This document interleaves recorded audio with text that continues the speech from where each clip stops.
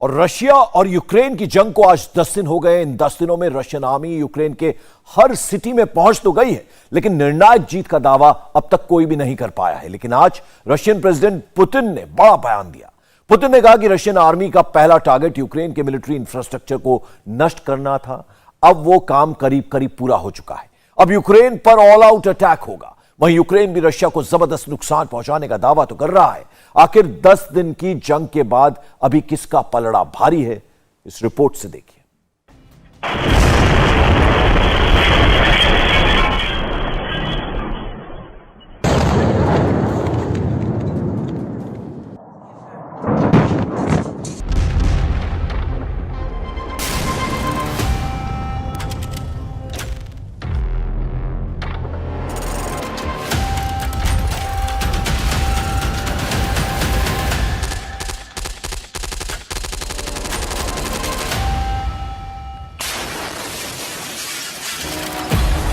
Russia और Ukraine की जंग के 10 दिन।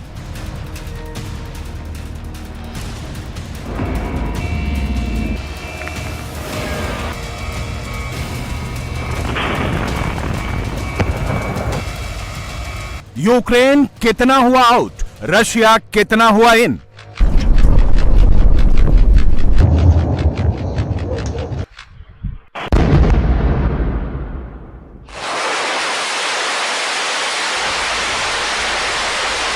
चौबीस फरवरी को जब रशियन फाइटर प्लेन्स ने यूक्रेन पर बम और मिसाइल बरसानी शुरू की थी, तब किसी को भी इस बात का अंदाजा नहीं था कि यूक्रेन इतने दिन तक रशिया का डटकर मुकाबला कर लेगा।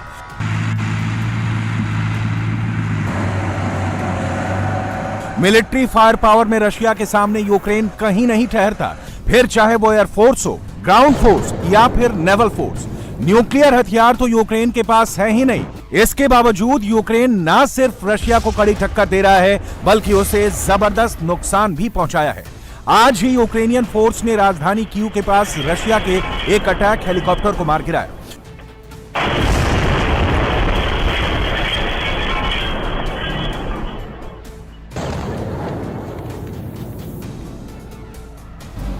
दस दिन में रशिया और यूक्रेन की जंग कहां तक पहुंची, यूक्रेन को कितना नुकसान हुआ, रशियन आर्मी को कितना झटका लगा, रशियन अब तक यूक्रेन के कितने शहरों पर कब्जा कर चुके हैं, यूक्रेन की राजधानी कीव से रशियन आर्मी कितनी दूर है, कीव पर कब्जा करने में रशिया को कितने दिन और लगेंगे, इन सारे सवालों के जवाब आपको मिलेंगे। लेकिन पहले आपको दिखाते हैं युद्ध के 10वें दिन आज यूक्रेन में कितनी तबाही हुई और रशियन अटैक को लेकर यूक्रेन के प्रेसिडेंट ने क्या कहा।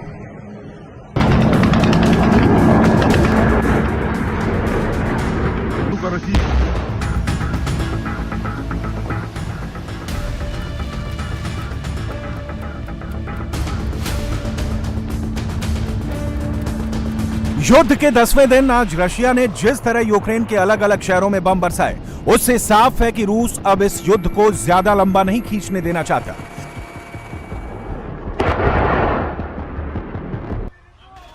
हालांकि रशिया ने मारियुपोल और वोल्नोवाखा शहर में युद्ध विराम का ऐलान किया है। इन शहरों में सीज फायर इसलिए किया गया है क्योंकि ह्यूमैनिटेरियन कॉरिडोर से यूक्रेन के आम नागरिक सुरक्षित ठिकानों पर जा सकें। रशिया का आरोप है कि यूक्रेन अपने आम नागरिकों को ढाल बना रहा है, जिससे रशियन आर्मी उन इलाकों में अटैक न कर सके।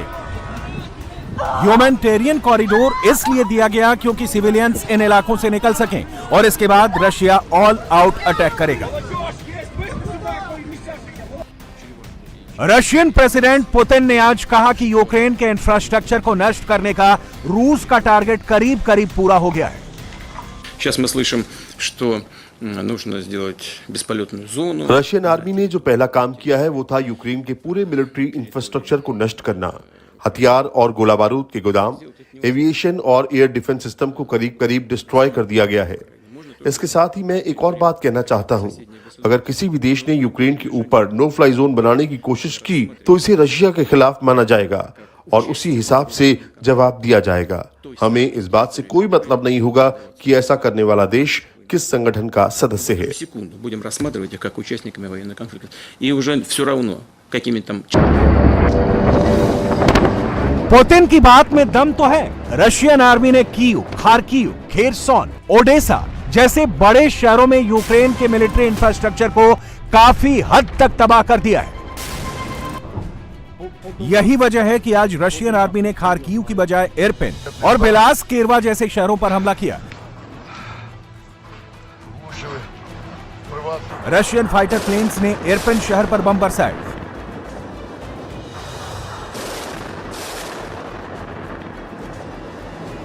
इरपिन शहर में स्थित स्ट्रेट जिन इंपॉर्टेंस के एक ब्रिज को भी रशियन आर्मी ने उड़ा दिया। बिलास केरवा शहर में भी रशियन फाइटर जेट्स और लॉन्चर सिस्टम ने बम और मिसाइल बरसाई। ये तस्वीरें बिलास केरवा शहर में हमले के तुरंत बाद की हैं। कई जगह अब भी धमाके से लगी आग दिखाई दे रही है। सड़क पर इतना बड़ा गड्ढा हो गया है, इसी से अंदाजा लगा सकते हैं कि हमले के लिए रशियन आर्मी ने कितने पावरफुल बमों का इस्तेमाल किया होगा। सैकड़ों मकान तबाह हो चुके हैं, पूरा शहर खंडहर लग रहा है।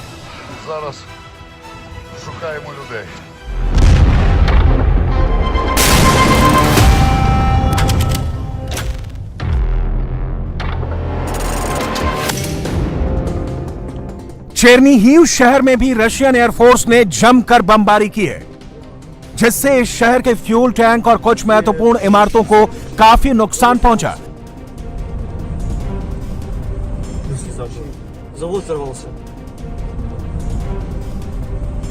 रशियन एयरफोर्स और ग्राउंड फोर्स बेहतर तालमेल कर आगे को बढ़ रही हैं।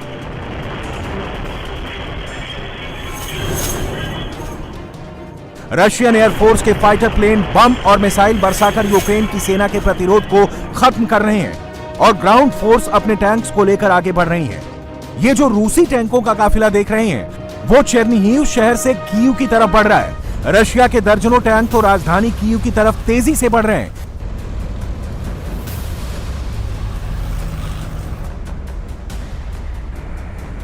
जैसे जैसे रशियन आर्मी कीव की तरफ बढ़ रही है, वैसे वैसे यूक्रेन के राष्ट्रपति का गुस्सा नेटो देशों पर फूट रहा है। वो सीधे सीधे कह रहे हैं कि मुसीबत के वक्त नेटो ने यूक्रेन का साथ छोड़ दिया है।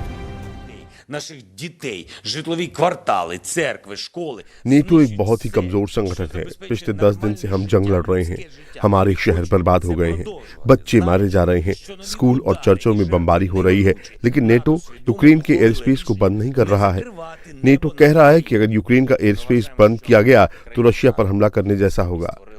ऐसी बातें वही लोग कहते हैं जो कमजोर होते हैं, जिन्हें खुद पर विश्वास नहीं होता। नेटो को एक बात याद रखनी होगी, आज के बाद से जितने भी यूक्रेनी नागरिक मरेंगे, इसमें नेटो की भी गलती होगी। नेटो ने अभी तक हमें सिर्फ 50 टन डीजल दिया है और कुछ नहीं। अगर आप यूक्रेन का एयर स्पेस भी बंद नहीं कर सकते तो मुझे शक है कि भविष्य में आप किसी नेटो देश की रक्षा कर पाएंगे। नेटो से यूक्रेन के राष्ट्रपति की नाराजगी समझी जा सकती है। रशिया के हमले में यूक्रेन के कई शहर तबाह हो गए हैं। कुछ शहरों पर रशिया ने कब्जा करने का दावा किया है, लेकिन नेटो की तरफ से अब तक यूक्रेन को कोई ठोस मदद नहीं मिली है। रशिया के साथ नेटो डायरेक्ट लड़ाई नहीं चाहता, यह बात तो समझी जा सकती है, लेकिन नेटो की तरफ से यूक्रेन को जो हथियार देने का वादा किया गया था, वो भी पूरा नहीं हुआ।